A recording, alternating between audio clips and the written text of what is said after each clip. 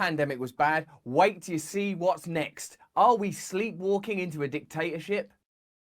Hello there, you 4.5 million wonders, you beautiful, wistful coral sweeping across the ocean floor. Have you started to recognize that the pandemic is being used to introduce powers that will never be walked back? And have you struggled to describe this to friends and family, or even found that those views being expressed is laughed at and lauded as conspiratorial crazy speak? Well, that's why I spoke to Professor Brad Evans, a legit academic and critical thinker, professor of violent studies. I know, it sounds like a crazy name, at Bristol University. He came on my podcast, Under the Skin, as a guest. It's on Luminary. Get it if you want it. It's a subscription model podcast to talk about the pandemic and the unique powers that are being introduced. Watch this conversation. You'll learn from it. This is university level education, but for everybody. Absorb it. Arm yourself with knowledge.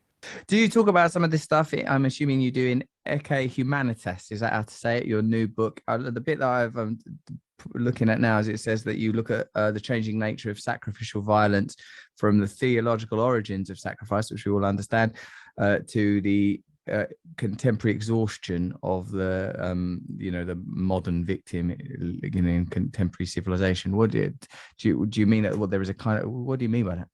Yeah, well, in terms of what I guess a lot of this stuff is touched upon in that book. And what I try to tease out is the way in which certain appropriations of a sacred politics can be taken by dominant orders for power in order to smuggle violence continually into that regime.